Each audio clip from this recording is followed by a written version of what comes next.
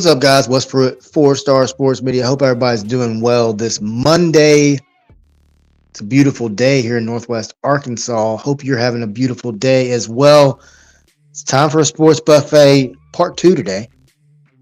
And we got a plate full for you. We're going to start with a little college softball talk. We talked about it last week. We gave our predictions. Now it's time to see how we did, as the next regional is super. It's time for super regionals. So we'll get into college softball to start. Then after that, we'll talk college baseball. Going to talk a little SEC tournament. Going to talk a little AAC baseball as well. Talk a little Memphis Tigers mixed in too.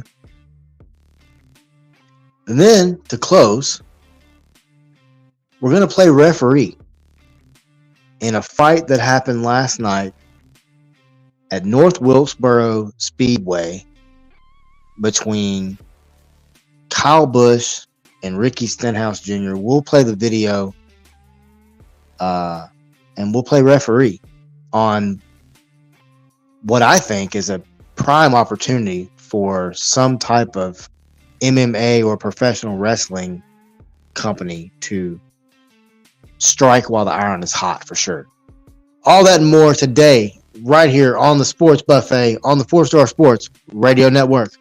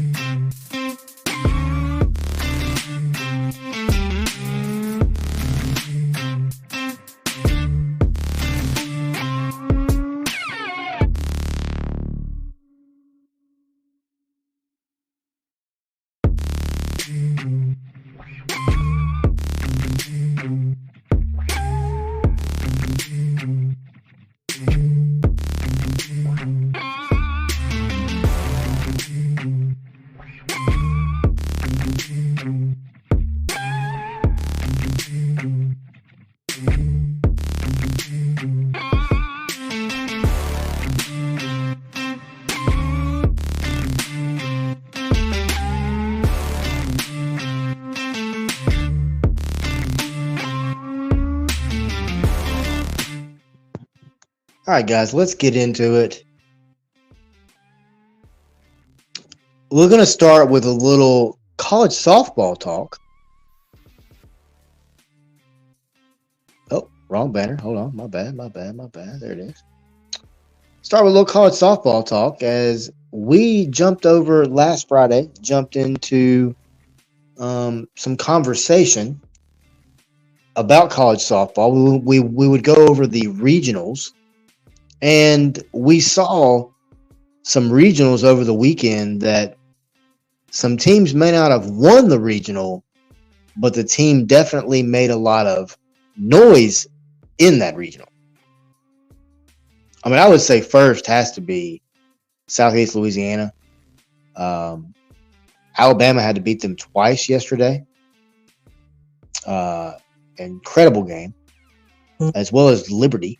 Georgia had to beat Liberty twice to advance out of their own region. I said last Friday on the show that I did not think that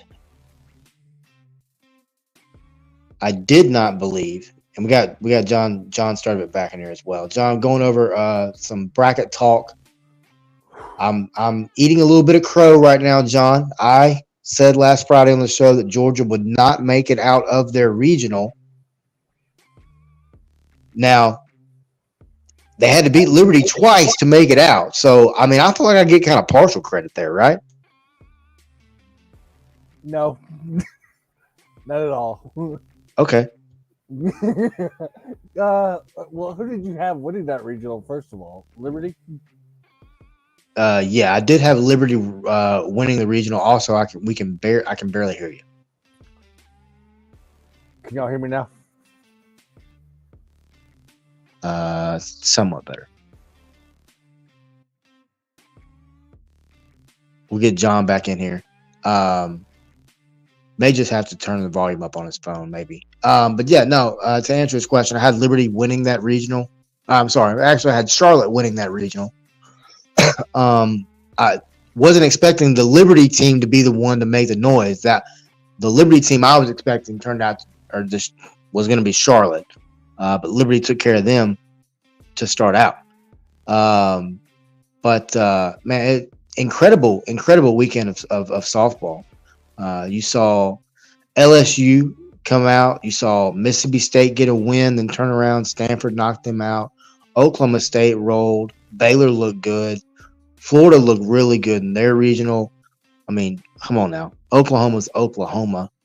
Now Central Florida had some fun down in that regional. The Tallahassee, we would see Florida State come out ahead as Oklahoma will take on Florida State in their super.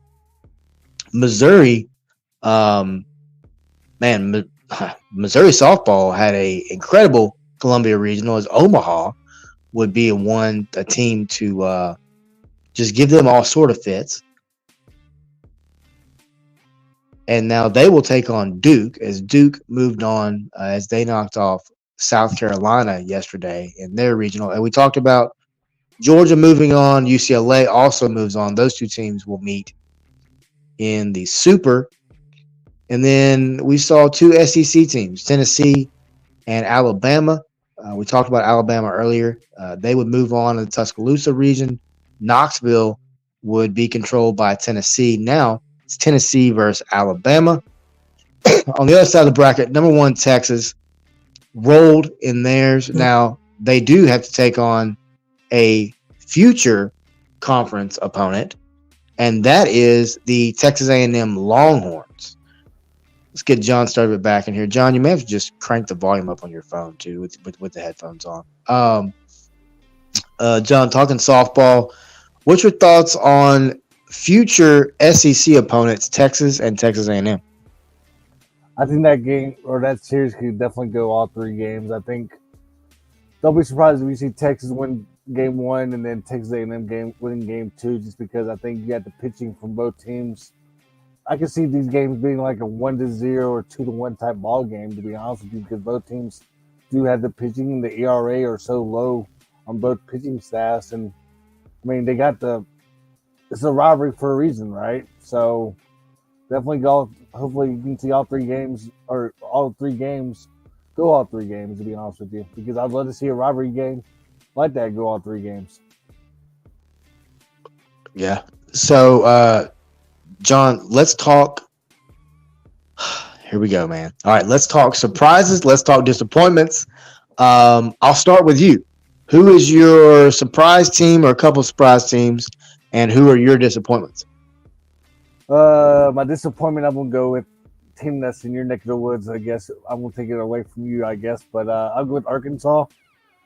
Heck, you struggle hitting the ball again. You know, it's the same team that we talked about all year. Is either going to produce and score like 6 or 7 runs, or is it going to be a team that scored like 1 or 2 runs? And they definitely showed that. Nothing against Southeast Missouri, like we talked about last week. Southeast Missouri, for them being in their league, they have year in, year out gone to the NCAA tournament because they have won the conference tournament year in, year out. But just the way that you were slowly didn't come ready to play in that game, it seemed like, because you were down 2-0 going into that fifth game, or that fifth inning, I mean. And then that's when you scored 2 in the bottom of the fifth, and then you ended up winning that game down the later innings and whatnot. But there's no reason for you to go back-to-back years in your own regional, and then you lose to Villanova the way you did. That's what shocked me the most. Was you gave nothing against Villanova, like we just talked about SEMO, but Villanova made a statement down in Fayetteville and beat you like a drum. So that's one of my disappointments. And then I guess my other disappointment could be, let's do Missouri. I was kind of surprised that Missouri had to come back and beat Omaha twice just to see them play Duke in that super regional. So, especially the way that Missouri played in the SEC tournament, they played in the championship for crying out loud against the Florida team, and just to come out flat in Columbia, and when you got your own fan support, the largest crowd that you probably have seen all year in Columbia and the years before that, just to come out flat in your own regional and coming back and beating Omaha twice, and then to be honest with you, you got lucky in the Omaha game yesterday because in the second game, just because it was a 0-0 type ball game going into that bottom of the ninth. And I think, to be honest with you, you got nothing to lose because Omaha or Missouri is the home team. But you had a 0-2 count on a batter with 2 outs, with runners at second and third. And the Omaha pitcher, give her a lot of credit. She had like 51 pitches through like 5 innings at one point of that ball game. And I think Omaha maybe should have put that runner on and try to get the force out either base, either way, because you already had runners on second and third. So my disappointment for that one is probably going to be Missouri and Arkansas. Yeah, I mean, I think anybody that remotely watched the tournament would say Arkansas. And that's not a shot at Arkansas. I don't want any negativity there. But I mean, Courtney Deifel talked about it. Arkansas head coach Courtney Deifel talked about it in postgame. She said, look, when you can't produce from the plate, it's hard to win. And then when you do it all day, that's the result. That's what happens. You lose. That team is going to be loaded again next year. The Deifel can recruit her butt off. You got the coach at Oklahoma. Her son is on the staff at Arkansas too. So you got a little bit of Oklahoma feel there. He can recruit. He knows how to recruit. And then lo and behold, guess who comes to town? Oklahoma comes in the conference next year. When you look at surprises, John, I mean, I called him SCLU as a joke, as talking about the Mud Dogs, the Water Boy. But Southeast Louisiana University, man, that program right there sold me. The way that the coach has built that program sold me. Huge fan of that team now. I will continue to watch that team for sure. I don't know if you know the story behind how the head coach became even remotely interested in softball, but we're working on some things to possibly find that story out from a very close person. So, but yeah, Southeast Louisiana, man, battled with Alabama, battled with everybody, has gotten incredible base speed. I mean, that team's faster than lightning. Yeah, for sure. And then, I mean, John, I said this team wouldn't make it out of their own region. I have to say they're disappointed. Georgia, you had to beat Liberty twice to get out. So, I mean, I know earlier you said, no, it didn't count. I don't believe you. It counts. I get at least a quarter of a correct answer there. Because, come on now. Liberty? We're talking about Liberty? Come on, man. But no, I mean, I totally see your point on Missouri too. It's a very good point on Missouri. But no, these Supers are going to be fun. Baylor, Florida is going to be a fun matchup. I'll go up one side of the bracket. Oklahoma State, Arizona. Who'd have thought that? I guarantee you, when the committee built that little regional, they wasn't expecting Arizona to be there. Stanford, LSU is going to be a nice matchup. A&M, Texas is just juicy in so many ways. You get the SEC, golly, Tennessee, Alabama, geez. Those two teams just love each other and their fan bases. They're all best friends. And then UCLA, Georgia. I think UCLA takes that easily. Now, I mean, of course, they are the higher seed, the 6th seed, but still, I think based on what we saw at Georgia, I think UCLA takes that one. So, John, real quick, man, before we jump over to the next topic, just give me fast round. Who you got? Florida State, Oklahoma. Oklahoma 3. Okay. Duke, Missouri. Duke in 2. Ooh. UCLA, Georgia. Right now on paper, UCLA in 3. Tennessee, Bama. Tennessee. Oh gosh, this is a game. Totally honest with you, this thing could go either way. I'm kind of torn right now, but right now I can see this series going 3 because you got veteran coaches on both coaching staff. Coach Murphy at Alabama, and that legendary coach over there at Tennessee who's been there for like 30 years also. But it all depends on what Alabama team shows up. Is it the same Alabama team that couldn't hit the ball until yesterday afternoon, where they had a run rule Southeast Louisiana, or is it going to be the same team that's been only averaging about 2 or 3 runs? But just the way that Tennessee dominated in their own regional over the weekend, and I'm kind of like, that's another surprise that the way that Tennessee dominated last week or this past weekend in their own regional, I thought you would see some home runs by Virginia, Miami, Ohio in their games against Tennessee. To be honest with you, I thought you would see at least some runs scored where Miami, Ohio led them pretty much the MAC, not only the MAC, but also the NCAA this year with over 100 home runs as a team. So just the way that Tennessee dominated in pitching, I'm going to go with Tennessee right now in 3 games. Lightning round, buddy. Lightning round. Here we go. Texas A&M. Texas in 3. There we go. LSU, Stanford. Ooh. And that game's at Stanford, correct? Yeah. Yes, at Stanford. LSU in 3. Ooh. Oklahoma State, Arizona.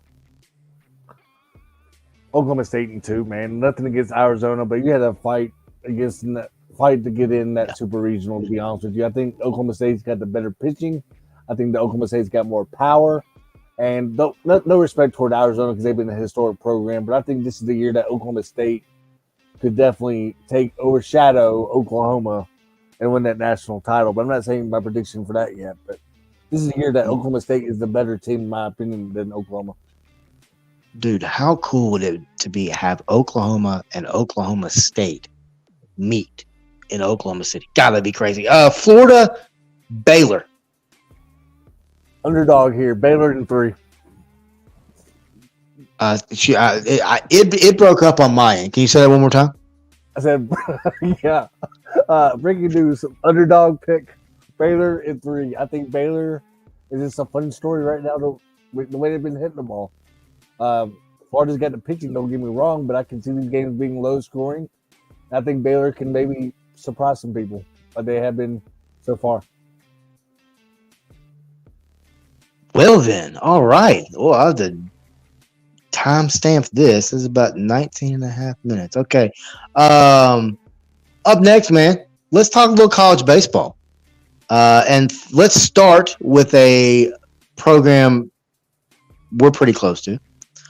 Let's start with a Memphis baseball program. Fell against Wichita State in the final series. Tigers were looking for really 2 wins would have maybe.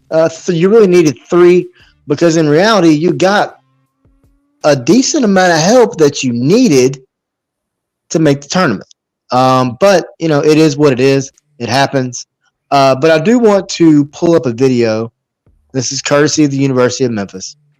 I want to pull up a video real quick, John, of Matt Reiser and what he had to say at the very beginning of his press conference. What a better way to go out, right? Exciting 1-run game, back and forth. Obviously, after the marathon last night, we knew both teams would probably be pretty light on the pitching aspect of it. When you play 13 innings in 6 hours, it's a lot of pitches and a lot of arms. So we knew we needed a good start out of Caden Robinson. Obviously, they had Dobbs, and they needed a good start at him as well. So I thought we did a really good job there early navigating that. Got down 4-0, easy after a 6-hour ball game last night. Just hey man, kind of mail it in type of deal. But then it was the last one, and so obviously in that space, they needed some of those seniors to step up. You saw all those seniors were in the lineup today. You saw 11 good at first base. Heckert, first time starting in center field in his career.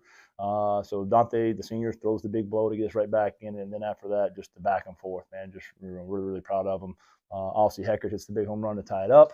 You see, obviously, Raleigh Davis get the big swing to take the lead there. 11 good just to be able to move that baseball. You see how important that extra run was there in that last inning.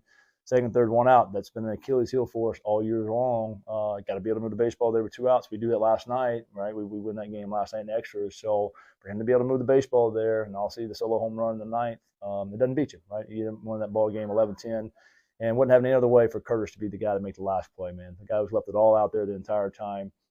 Just again, a group that could have melted in at any point in time, could have quit. They had their moments. They try to do their own thing and try to navigate, right, and try to steer away from what we were trying to do because they are some wild horses. And I love them, but they are some wild horses we have a lot of fun with. But to rein it back in there at the end and to finish that thing off and get a win there on senior day for those guys, just, again, really proud for those guys. How did it feel 48 hours later after post game on Thursday night? You basically threw down the challenge to this team. Yeah, exactly right. I told them that in the pregame speech today. I said, hey, man, I challenge you guys on Thursday night that, hey, man, if you're going to just give in and quit and that's going to be our identity, then you won't be a part of this program moving forward. The guys that have been here, the Duboses and the Lions and the Durhams and the Baskins that have been here through all the coaching changes and just stayed committed to Memphis, right, to the university.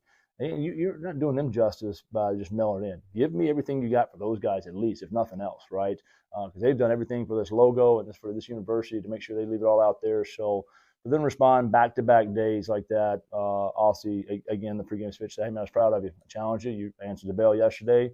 Didn't go our way. It is what it is. Hey, man, I'm challenging you again. Just continue to answer that bell. You leave it all out there and let the cars fall where they fall. So, again, for them to respond that way, I think that gives us great momentum going into next year. You promise. Man, I can't tell you. There's so much passion there, John. Mm-hmm. But I mean, he literally broke down the game, literally, in specific pieces. But what he said there that really stood out to me, and we thank everybody watching and listening right now on X, aka the Twitter machine, and YouTube. We appreciate you both. We appreciate all you guys watching. 4-Star Sports Media, Sports Buffet. We're talking Memphis baseball. Currently, soon after this, we're going to get into the AAC tournament, and then we'll finish up with the SEC tournament because Hoover is here, folks. But, John, we talked about it a little bit yesterday with Chad Zurcher, director, speaking of SEC, director of baseball ops for Tennessee baseball, former Tiger.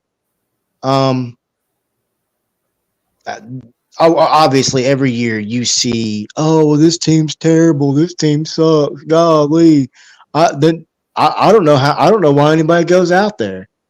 Well, that's obvious because I think the team averages like 1,200 people a game, if that. And that's no shot at the baseball program. I don't want anybody to think it is. It's not. It's not a shot at the program. It's a shot at the lack of fans. But I don't know how you can be a fan of the sport of baseball and not watch this team and realize, like I said earlier,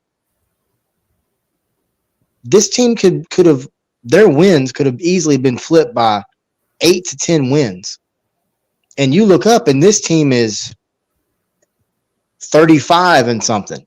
And then you're looking at this team as a potential may have to win a couple games in the conference tournament, and then you're in a regional in year one of Riser. But I don't know how you can listen to Matt Riser and not be a fan of just the game of baseball, but specifically Memphis baseball, and not be excited. Yeah, the future definitely looks bright. Not only from a recruiting perspective, but also from a overall staffing point of view as well. And he nailed it right on the money in that post game yesterday because the seniors basically could have gone elsewhere to play baseball, but they stuck through them. They said, okay, we want to see how everything goes with our new guy and Coach Riser and the rest of the coaching staff. And heck, Riser even kept Coach Al, or I call him Coach, but he still kept Al Woods around, like Chad brought up yesterday, who's been there 20 years. And Al Woods does a great job for the director of baseball at Memphis as well. But like you brought up, man, maybe like 5 or 6 games and you're 30 wins in year one under Coach Riser. But like we talked about, man, like these midweek games, you're losing to the teams like UT Martin, Arkansas State, and all of them. But a lot of people are saying like you should be losing to these teams, but I disagree on that. Just the way the transfer portal and NIL is, you know, year in year out now because of the baseball players that go in and like they're not happy where they're at, or they're like, okay, they had the talent at an SEC school, they want to go somewhere smaller to basically get playing time. I don't blame them at all, and it showed this year all around the country where teams are struggling in midweek games. But yeah, you're one under Coach Riser. I think after all, I did want 25 games. That's my goal this year for him. But like you talked about, yeah, it's disappointing not to make the AAC tournament. But this baseball league, like we talked about with Chad yesterday, the league in general, in my honest opinion, I do like the league because especially when you got Rice coming back, you got a team right now in UAB that's playing pretty hot as of late, who might make some dangerous noises, in the AAC tournament later on this week. East Carolina is still East Carolina, as we know, year in year out, they're going to be hosting a regional just because their RPI is so good. Like, yeah, you would love to see the Memphis's RPI get a little bit better. Like this year, I think, and maybe finish like in 185, somewhere around there and whatnot. But year one, I think overall, I think it was a success. Just it sucks losing these one-run games because you're so close and maybe not scoring with runner position, or even errors at times as well. But overall, I think 22 wins is okay under Coach Riser under year one because he's going to get these players in there. He's going to definitely get on the recruiting trail, and he's definitely going to get our scheduling a lot better because look at this year's schedule, for example. I saw some teams on the schedule that, okay, you can see some teams coming in. Heck, you competed with Ole Miss and Mississippi State this year, and you just gave up a lot of runs this year in the bullpen era as a whole, as the overall season. I think you get a little bit more bullpen help. Year two is definitely going to be more of a success, and you can compete in that top 5 in the AAC next year as well. Oh, no doubt. No doubt. Well, speaking of the AAC, man, great segue, John. Let's talk a little AAC. Their baseball tournament gets cranked up tomorrow morning, 8 a.m. Central Time, when game 1 between number 5 UAB and number 4 Wichita State Shockers. Game 2 tomorrow will be 47 minutes after game 1 between number 8 Rice and number 1 East Carolina. All these games, literally all these games, will be played on ESPN Plus, or as I like to call it, ESPN Plus. Game 3 will be between number 7 Charlotte and number 2 UTSA. That will begin at 3 p.m.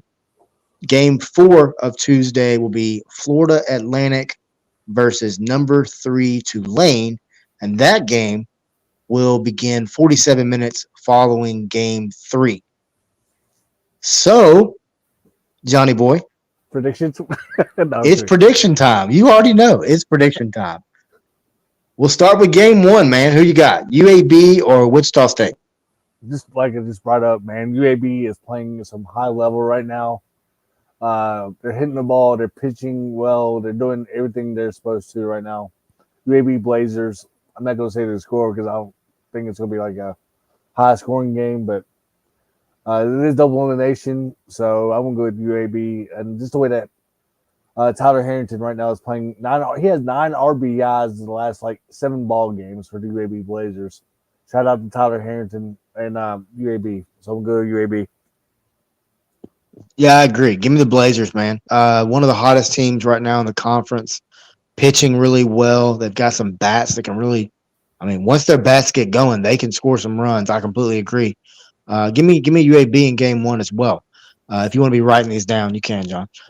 Game 2 between number 8 Rice and number 1 East Carolina. Give me the Pirates all day long. Give me the Pirates.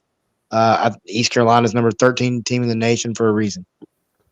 Yeah, and they're trying to host that regional going forward. And I think, this the way their RPI, the way they've been hitting the ball, pitching the ball, and overall great coaching staff over at East Carolina over the years as well. And I think East Carolina maybe run rules Rice in this one.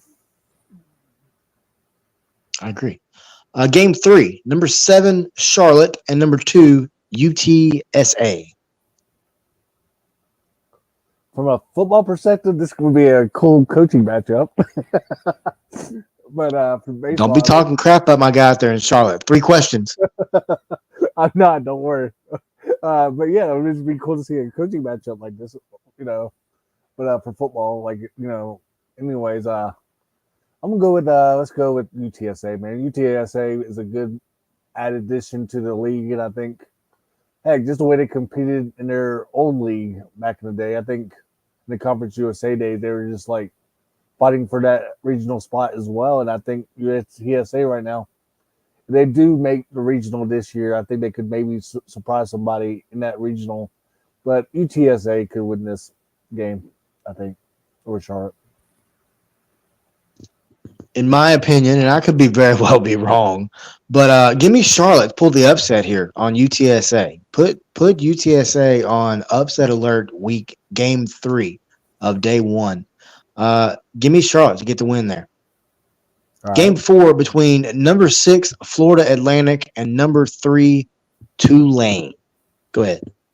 I'm flipping a coin on that one in my head right now, but and interesting matchup between the Owls and the Green Wave. Florida Atlantic did have a little bit up and down toward the end of the year. They lost 2 out of 3 to UAB at Florida Atlantic, but Tulane, I think, just because you got Tulane probably has that more experienced background where they've remember last year, I think it was the year before, where they only won like 15 games and they ended up winning the championship and playing that LSU regional. So it's definitely a cool story regarding Tulane ever since Hurricane Katrina. But I'm going to Tulane Green Wave here. I agree, man. Now don't get me wrong. I think Florida Atlantic gives them all they freaking want. I think it's a heck of a baseball game. Of course, just as soon as I say that, somebody will get run ruled in this game. But give me Tulane, and I agree with everything you said. I also think it's just good for the conference. Yeah, for Tulane to be moving on in baseball tournaments. I mean, Tulane's known as at least as far as I can remember, Tulane has been a powerhouse in baseball. It doesn't matter the year, and those damn jerseys, the green with the little bird that's like the bat across. Oh my God, those things are so nasty. I love them. The light blue jerseys that they have for the baseball ones, man, they're like, heck, those are good looking too. Yeah, I like those. I'm not gonna lie. Back in the 90s, when we were like 11 and 12 years old, that's when they had the legit jerseys back then also. But that's how, it just shows how much history Tulane baseball has been great year in, year out, man. Like back from the 90s perspective. Mm-hmm. And I mean, I'd have to go look, but I'm pretty sure it goes back further than that, honestly. Our age, but Yeah. I mean, probably close to 30 years now. But yeah, give me Tulane in that one, and then from there, I mean, we'll be back on air Wednesday, and we'll be able to touch on this too. So, but from there, it gets crazy, man. It gets crazy. So, John, give me a team real quick before we jump conferences. Give me a team real quick to watch to make a little noise in this tournament. I'm gonna go with UAB Blazers. I'm gonna go with Tulane Green Wave. Yeah, and you took exactly 100%. I think, man, UAB is playing. They're playing really, really good baseball right now, and they may make a run through this whole thing. To be honest with you, they're playing that kind of baseball. I mean, unless they just run into a buzzsaw, but I feel like watch UAB for sure. I feel like Andy Kinney's out there coaching baseball too at times. Facts. No doubt. All right, man. Let's jump over to the SEC. And John, one of the most watched baseball tournaments every year. You mentioned the word Hoover, and a number of things come to mind, but Right. most people would say SEC baseball. Some would say Rush Pro, but most would say SEC baseball. Speaking of SEC, let's go to the top four, man, because it's four loaded teams. I'm gonna give you the SEC record. I'm also gonna give you the SEC winning percentage. So Tennessee finished 22-8 in conference play. It is a 73% winning percentage. It's insane. Mhm. Arkansas finished 20-10, 66%. Kentucky finished 22-8, 73%. And A&M finished 18-11, and that's a 62%. That's big. That's big. Now, John, as we know, the top 12 teams make the tournament. 13th and 14th do not. This year, oh, I love this. God, I love this. This is like one of my favorite things that's happened in sports in probably the past 10 years. And it involves these two programs again. So Missouri did not make it, and Auburn did not make it, right, John? Right. Okay. Well, the reason Missouri didn't make it is because Mississippi State, the number 5th ranked team at 17-13 in conference play, beat them over the weekend, right? Well, guess who made the tournament because of that? Hotty toddy, gosh almighty. Man, they don't even know who the hell they are. So at 11-19, that's 36% winning percentage, by the way. Ole Miss comes in, makes the tournament at 12. That alone is a storyline, right? Just the fact that Ole Miss, most Ole Miss fans would call themselves big brother of Mississippi State. When Dan Mullen was at Mississippi State, you didn't even say the words Ole Miss, period. Like, what did he call them? The state up there, or the school up north, or something? Like, it was hilarious, whatever he called it. I can't remember what. Those t-shirts. Too. Yeah, shout out Dan Mullen, because that was just, man, that was great. So, but John, wait. When the bracket came out, and we're going to go through it now, but when the bracket came out, I'm going through it, I'm looking. You know, you always look at round one matchups, right? Right. So you got Georgia and LSU round first game. Number 7, Alabama. Number 10, South Carolina. And then, I mean, in my head, I'm like, okay, these two teams got to play coming up. Yeah, they do. Vanderbilt plays Florida. And then SEC, I love you. I love Birmingham, Alabama. Mississippi State plays Ole Miss in round 1. And it's single limb. So, you know, that would suck for. I mean, and don't get me wrong. Hey, I'm a Memphis fan. You can rag on me. My team didn't make the conference. I get it. I don't care. This is sports, and this is funny. This is humorous. If you can't laugh at this, there's something wrong with you. I mean, I don't know what's going to happen. I mean, I'll give my predictions here coming up. But dang, if Mississippi State beats Ole Miss, there's not going to be a lot to talk about until next baseball season, because Ole Miss is not going to make the tournament. And secondly, without State, they don't even get in. And then State beats them round 1. That'd be bad, man. Now, like I said, I don't know what's going to happen. For all I know, Ole Miss could beat the crap out of Mississippi State. But, man, what beautiful scheduling by the SEC. Man, that is beautiful. All right, John. So you've seen the bracket, right? Yeah. Real quick, I want to say this also. Sure, go ahead. I want to say, Tennessee fans, or not only Tennessee fans, but Tennessee players yesterday were cheering for Vanderbilt because Vandy had to beat Kentucky, I think 2 out of 3 for Tennessee to be regular season champions. Remember? So that's an interesting topic also because would never see Tennessee players cheering for their arch rival and Vanderbilt like yesterday Chad brought up. Thank you, Vanderbilt, by the way. But yeah, like it's an interesting first round, man. Like set your DVR, set it for like 2 hours later just to be on the safe side in case it does go extra innings because heck, can I just drive 3 hours to Hoover tomorrow and just watch baseball all day instead of go to work? But man, what a great first round matchups, man. I look forward to tomorrow. It all starts bright and early tomorrow morning. But yeah, let's go over the games. Man, and we're going to get into it here in just a second. But I mean, so do Tennessee fans, are they rooting for Vanderbilt in round one? I mean, we'll get into that here in a minute. So, first round matchup, like you said, starts at 9:30, bright and early tomorrow morning. Number 6 Georgia Bulldogs take on and then keep in mind, round one is all single elimination. So you lose, back to the house. Number 6 Georgia, which is the home team, faces number 11 LSU. So let's start there. Man, Georgia, whew, they got some power, buddy.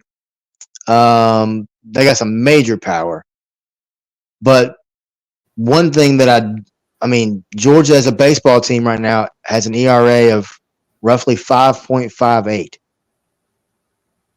compared to LSU that has 4.32 as a team. So, I mean, you're going to have to use said power. Right now, your Georgia's sitting second in the conference, batting 307 on the season. This is SEC. You're going to have to get the bats going. LSU. Now, don't get me wrong. LSU looked dang good in that final game. Mm-hmm. I mean, dang good. They cranked it up. But like I said, you got to be complete right now. And if you're LSU, you got to win at least 2, I think, to even really have a conversation about getting in. I mean, would you agree there? Yeah, I think you got to win at least 2 or 3, to be honest with you, if you're LSU, though. Even right now, they're on borderline. They're like the last 4 out going to that NCAA tournament. But right now, like you brought up, Georgia's got more power. They got more. I think right now, with just overall as a whole, Georgia's the better team. LSU, LSU had to beat Ole Miss pretty much to get in their own, also the own SEC tournament, I think, to be honest with you. But yeah, I'm going with Georgia here just because they got more power, more pitching at times. I think the game very well could be like a 4-3 type ball game until like the 7th inning or so. And that's when I think the Georgia bullpen shuts it down and maybe gets like 3 or 4 more runs later on in the later innings to win the game like 9-5 or something like that over LSU. Yeah, I agree. Give me the Dogs to move on and take on number 3 Kentucky in Game 5, the first game of day 2 and the beginning of double elimination. That game will begin at 9:30 on Wednesday morning. Let's go to Game 2 of day 1. Number 7 Alabama home team taking on number 10 South Carolina Gamecocks. In this one, man, John, this is a tough one here. So you're flipping a coin. South. Too. Go ahead. So you're also flipping a coin in your head on that one too. 100%. 100%. I mean, South Carolina scored 406 runs on the year.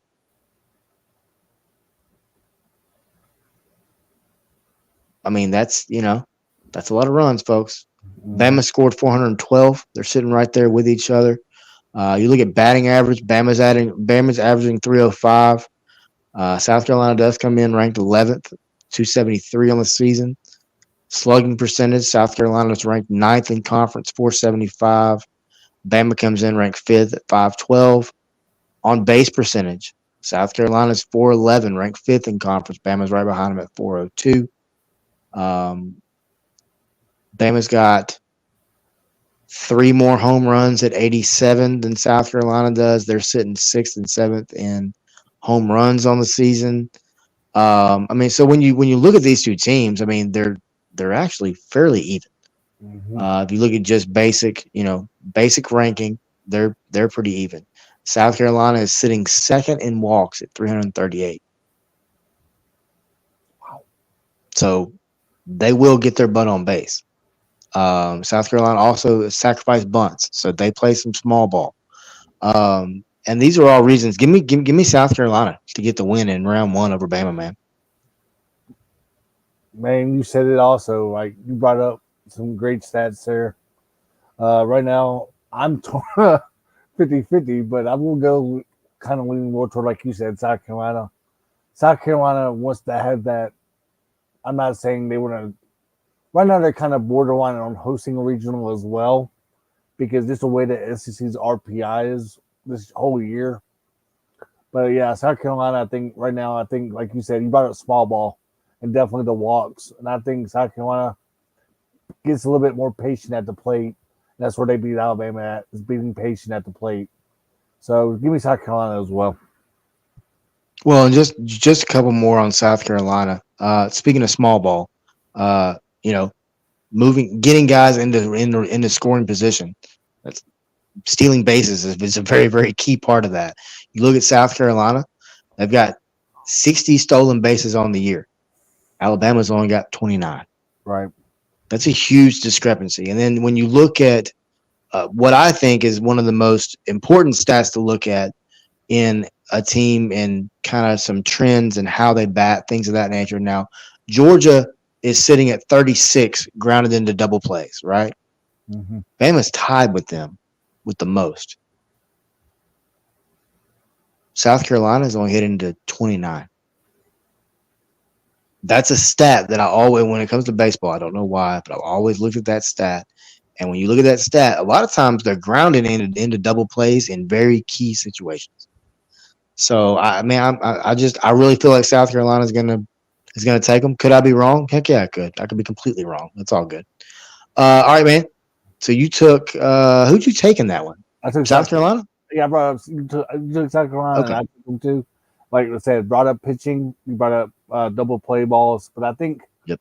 that's one reason that the walks as well. I think they be more patient at the plate than Alabama does, just because Alabama is probably going to try to hit the home run ball like crazy in that game because heck, they're from Alabama. They're from Alabama. They can hit home runs like crazy in Alabama. But right now, I'm going to South Carolina just because they got more to prove in this tournament, and I also think that you brought up, like you said, the double plays, man. You always look at that, and I look at that too because I compare it to third down conversions in football, where if you can't get off the field, you definitely cannot get off the field or stay on the field by hitting those double play balls. So that's where South Carolina, I think, wins this game. All right, man. Up next, we got a very intriguing matchup between Vanderbilt Commodores and the Florida Gators. Will take place at 4:30 p.m. It's going to be a heck of a ball game, man. The winner of this takes on Tennessee, number one ranked Tennessee in the conference. If you're Vanderbilt, I mean, obviously you want to win, you want to take on Tennessee, but Florida's no joke. Kevin Sullivan's done an incredible job down there, as has Tim Corbin at Vanderbilt, longest tenured coach in the SEC. Two guys that once they step on that diamond, man, they're dead set on winning and winning convincingly. In all honesty, two incredible coaches, two incredible programs that have baseball. Historically in baseball, have just been incredible. Um, man, this is tough. Give me Vanderbilt. Give me Vanderbilt and the Whistler to play Tennessee, and then we can text Chad and be like, "Hey, let me know if he whistles," because we know he will. Right. Yeah, give me Vandy, man, and I think it's gonna be a heck of a matchup. I think it's a Vandy. Uh, Give me 7-5 Vanderbilt. Oh man, you nailed it, man. Like we know the Whistler is definitely going to be down in Hoover. Two great, like you said, you brought up the coaching matchups. I love this coaching matchup in this first round matchup. Heck, Vanderbilt and Florida just played a couple weeks ago. That was an interesting matchup down there. But yeah, give me right now. I'm gonna go with Vanderbilt because I love to see a Vanderbilt Tennessee rivalry game in that second round. But also, Coach, like people were saying, like you brought up to me, uh, off record a little bit. People were like bashing Coach Corbin just because they're not even gonna host a regional for like the second year in a row, for crying out loud. Coach Corbin, good luck. Good luck finding somebody better than Coach Corbin right now to walk through those doors at Vanderbilt, because you won't find them. But Coach Corbin, I think, has definitely a lot to prove. He definitely does not want, maybe he wants to get that number 2 seed instead of a number 3 or 4 seed in that regional. I think because he's going to be the home team first of all in that regional matchup. But yeah, Vanderbilt's got more to prove right now. Florida right now can definitely maybe host a regional down the road. So I'm gonna go with right now. I'm going with the Commodores in that first round matchup. Yeah, as far as the settlement on the little part on Tim Corbin, I mean, I'm telling you, man, uh, Vanderbilt wasn't. They didn't have a baseball program before that guy got there, and I'm not saying that in a literal sense. I'm saying that in a sense of you go look at Vanderbilt baseball prior to Tim Corbin, and you'll find a program that is decimated, absolutely decimated. That field that they play on, it's because of Tim Corbin. I mean, it's because of his acclimate to win and be successful and have longevity and do it the right way. And you know, you're bringing in a lot of the local talent. I mean, there's a lot of baseball talent in that Nashville area. John, there's a Yeah, lot of talent there. And the other thing is, if you're a bad talented baseball player in the state of Tennessee and Vanderbilt comes calling, you listen. I mean, especially if you've got the grades and all that, the requirements to get in. That's the other part of Vanderbilt. mm-hmm. That's a lot of the reason that football has the issues that it has. Their requirements are not just standard old basic requirements. I mean, it's very, very similar to Tulane. Uh, you you gotta be one to be in. You gotta have it in the classroom, very, very much so, first and foremost. But yeah, no, Corbin is Vandy baseball is Vandy. The Vandy boys are the Vandy boys because of Tim Corbin. They should be called the Corbin boys because it's because of Tim Corbin. But shout out Vanderbilt baseball. That's a program I've always enjoyed watching. Yep. Man, I used to love that V hat is good looking and that gold jersey they wear is clean as hell. Um, You all also right, do not, man. real quick, you do not also Sure. see, regarding Vanderbilt, man, you also do not see these players go back and watch these games in the regional whenever they do host as well. Like some players that live in the Nashville area might be living in Nashville still and watch out. Well, I mean, still go out and support the Vanderbilt program like they do because, like for example, you see players from the minor leagues, and even right now you see a player in the major leagues right now in Jack Leiter, for example, as well, because you don't see them go out and produce Vanderbilt talent year in, year out. You don't see this. I mean, you do, but you don't see, they don't get a lot of respect like they should. And I think from a perspective that they need to get more recruiting out there, which they are, they also, I think, it's just hard because right now they're looking like you said, academics is the main thing at Vanderbilt, and they compared to Tulane, like you said. But if it wasn't for Corbin, like you said, Vanderbilt wouldn't be as good as they are. And he does a great job recruiting, and he does a great job about putting kids in the major league draft in the top 15 year in, year out as well. So that's one reason I think a lot of people need to give Vanderbilt more credit throughout the years as well. No doubt, no doubt. All right, man. The game. Oh, and it's the last one too. Hell yeah. The game of day one is going to be Mississippi State and Ole Miss. Now, I know people blame, that ain't the game of the day. Well, it is. It is the game of the day. Because if you listened just a few minutes ago, I told you why it's game of the day. Because without Mississippi State beating Missouri, who did not make the tournament, Ole Miss got in. Had Missouri beat Mississippi State, Ole Miss would not be in, and Missouri would be playing Ole Miss. I mean, we'll be playing Mississippi State. So that's a little extra motive. That had to have been extra motivation for Mississippi State. Mm-hmm. It had to have been. All right, guys, we win this game. We play them suckers again. I mean, come on now. Yeah, that's awesome though. But Mississippi State, Ole Miss, man, give me State. Give me State. I'm not trying to ruin what I was going to say later, but I think State's a team to watch. I think they can literally make some noise in this tournament. People laugh, but that team's talented. They've got power. They've got pitching. They've got depth, and especially in the bullpen. They've got a smart baseball coach, very smart IQ wise. Talented staff. Yeah, that Mississippi State baseball team is nothing to sleep on for this tournament for sure. Yeah, ring more cowbell in this game. Definitely, I think nothing against Ole Miss. They've had an up and down year, but just the way their pitching for State is right now, and Ole Miss is having bullpen issues. And we talked with Eli Savoy earlier in the year when regarding Ole Miss baseball, and Ole Miss was struggling with scoring runs, and then especially runners in position, and that type of stuff. And of course, the transfer portal players weren't producing, whatnot. Yeah, Remore Cowbell, Startville, be Remore Startville or Remore Cowbell and Startville this week tomorrow, because I think you're definitely going to beat Ole Miss in that first game, just because you got more to improve than Ole Miss. And of course, Ole Miss fans are going to be like, Bianco, man, your seat's going to be a little bit more hotter for next season. So I'm thinking Mississippi State is definitely going to somehow maybe. I'm not saying this is going to be a run rule, but it could get ugly tomorrow down in Hoover. For sure. For sure. So, John, a couple of questions on this tournament. Yeah. First question is, who are some teams to watch to win the entire thing? Well, you brought up Mississippi State.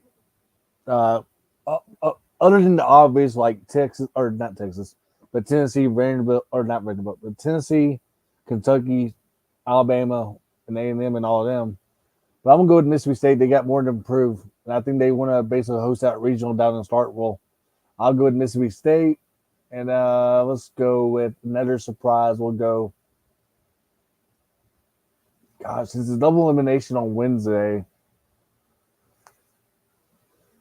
Oh, man. Maybe Vanderbilt, I guess, just because of Coach Corbin. And, I'm going to go with Mississippi State and I guess Vanderbilt, maybe as a sleeper, just because Coach Corbin is fighting for that regional spot right now. Okay. All right. Second question. Well, who do you got? Do you believe that the top 4 teams are going to essentially just lose and go home? Because there's a lot of fans out there from all of these teams that are going, oh, well, we don't want to waste pitching. We got the regional to worry about. But, I mean, you go out there and throw, I'll use Hagen Smith, for example, from Arkansas, right? So let's say, so I picked South Carolina to win against Alabama. So in Arkansas, South Carolina, say you go out there and you throw Hagen, and then lo and behold, the bats wake up for Arkansas, and they actually score with runners in scoring position, which has not been a trend of theirs this year. It's not a dig. It's not a trash. I'm not trashing the baseball team. I'm just using stats to back up what I'm saying. Don't come at me. But you look up and you're in the second inning, third inning, and Hagen's thrown 30 pitches and struck out, however many, and you're up 6-0. Is that the end of the world? I'm going to be honest with you. I see all top 4 teams right now going to the semis. Just because they got a lot to improve, or not a lot to improve on, but a lot to show, like what kind of top 16 regional, the top 16 actually get to host, that regional. But they also want to host a super regional, first of all, as well. So all 4 teams definitely got a lot to improve or show this week from an RPI perspective, and then also a strength of schedule perspective, and then they actually want to host that regional and that super regional. Yeah, like you said, Arkansas has a lot of ups and downs as of late, but I think Arkansas can finally get it together and hopefully score some runs in that scoring position that they have struggled all year. But no, I mean, plus it'll be more fun of a Friday or Saturday Sunday matchups, man. Like you got imagine Hoover up to capacity when you got Tennessee, Kentucky, Arkansas, and then A&M in your Final Four. You're gonna have standing room only like crazy down in Hoover this weekend if you see all four teams down there. And I think from an attendance perspective, you definitely want to see that down in Hoover, in my honest opinion. But that's one reason I kind of want all four teams just to go far on Saturday. Yeah, I mean, I agree. I think you see all four teams play Friday with no losses, and I mean, obviously, you see two of them come out 2-0. But I mean, I think the two that lose for the first time, I mean, that's still going to be a matchup, because you're now getting a team that's top four, but then you're getting a team that's hungry for a win now, top four. I mean, it's Thursday. I mean, really starting Wednesday. Well, honestly, starting tomorrow, it's fun. But once you hit that double elimination, man, it just gets fun because there's just it's baseball, it's pressure. John, when you look at this tournament, man, Hoover's going to be a blast. It always is. Man, Tennessee's really good. Arkansas is really good. Kentucky's really good. A&M's damn good. Yeah. Georgia's got a crap load of power. Mississippi State, like I talked about, good in numerous ways. All these teams are. But I mean, honestly, the top 7, 8. Yeah. I mean, I would even throw Vanderbilt in there. The top, I mean, because they're just having a quote down year. They're going to host a regional, possibly, and they're still going to make the tournament. And fans want Tim Corbin fired. That makes no sense. None. Zero. When's the last time Vandy didn't make an NCAA tournament is the question. I don't have the exact answer, but I can tell you it's been a long time. Mm-hmm. A long time. And you know why? Because of the man you want fired. That's why. That's why.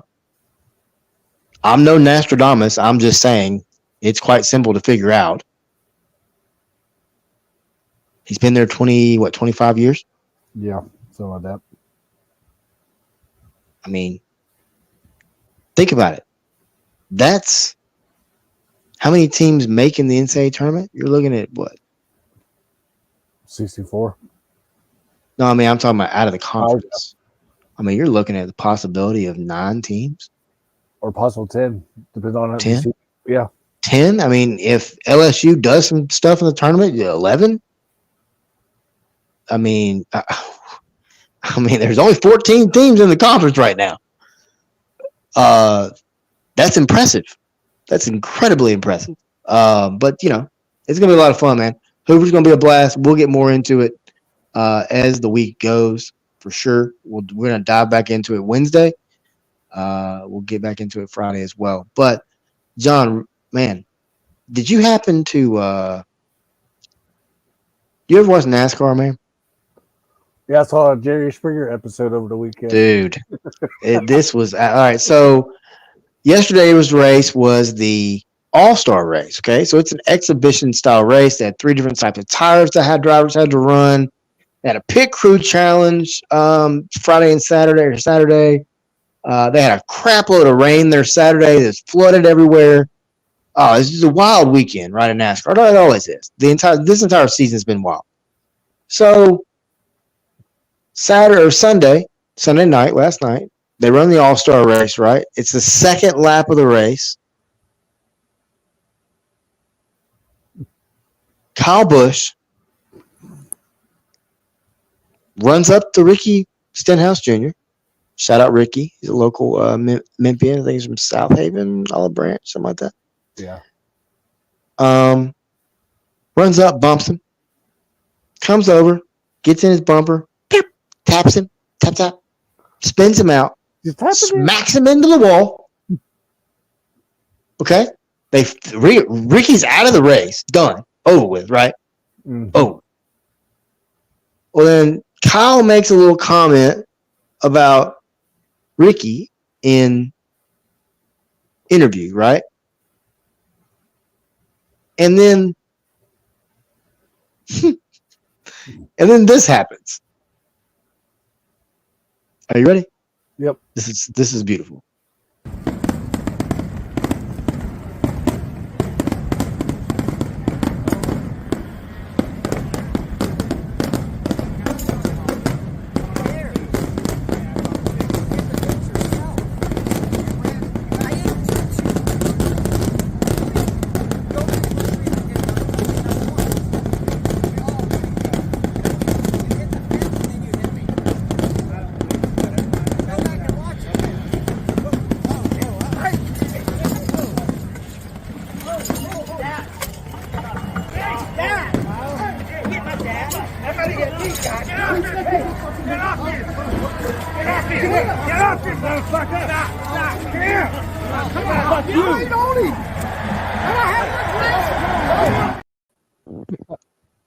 All right, so we'll just cut it there. So you get the gist. First off, I do want to say this. Shout out Ricky's dad. Because that man is not going around. You mess around and find out with him, buddy. Shout out him. Also, there's a guy they call Big Country. His name is, I believe his name is James White. He's at the very end of the video. There's this guy who is just WWE chunking guys around on the back of this hauler, and he is begging somebody. He's like, "Man, you can catch these hands for real." He reminded me of Braun Strowman. For those of you that watch WWE, it's exactly what he reminded me of. As a matter of fact, I've already reached out to the guy to try to get him on the show. Man, that was so cool watching that. But let me just talk about this, John, because Kyle Busch has had a history of doing this for years.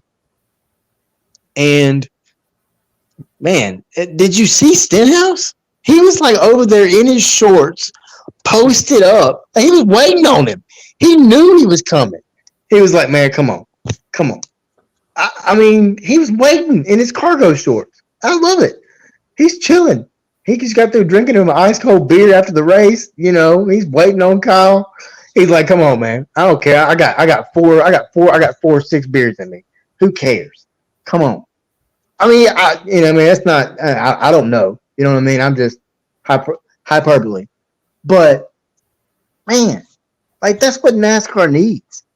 NASCAR needs somebody to just, you mess around and rep me, you gonna catch it. And then the thing is there gonna be a suspension?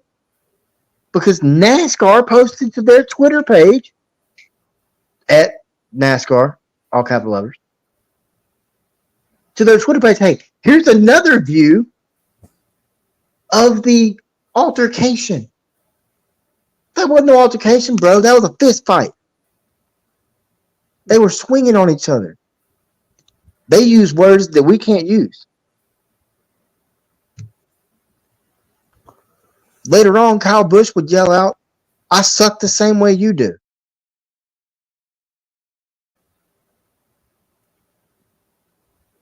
I love it, man. I really do. This whole NASCAR season's been wild. The new gen cars are crazy. I don't know if you've heard commentary, but commentary takes jabs at each other. Clint Boyer and Kevin Harvick are just, they don't even like each other in the booth. Man, the closest race ever in NASCAR has happened this year, like 3 times. But this yesterday took the cake, man. Yeah, I didn't get to see it live like you did because I forgot they switched from Fox to FS1 or whatever for this. I saw it on social media. That's how I first heard about it. But man, I used to be a Kyle Busch fan, to be honest with you, until last 4 or 5 years when he wants to start stuff either on the racetrack or off track. You name it. He's been starting a lot of stuff lately. But man, Ricky, I would have done the same thing, to be honest with you, if I was Ricky. And like you said, shout out to his dad for stepping up for his son as well, because like any father would.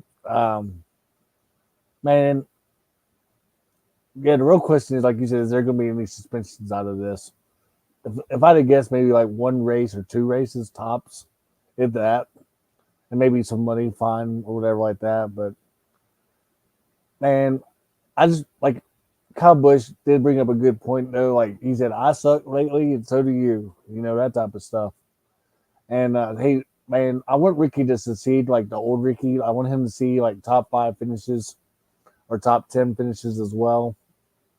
And I just hated it had to go down to that last night, although it was pretty entertaining just to look at and watch over and over and over and over again, because I felt like it brought up earlier, a Jerry Springer episode. Although they are probably like friends in the long haul. I don't know. I mean, I'm pretty sure Jerry Springer was like, bring out his dad. I mean, because his dad got involved really fast. There was no delay there.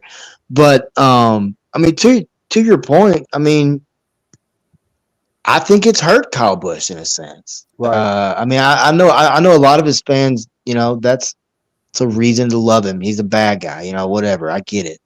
Denny Hamlin's the biggest bad guy in NASCAR. When that man beats you and looks at the crowd and says, I just beat your favorite driver, he's quit because his dad made him stop doing it. But shout out Ricky, man.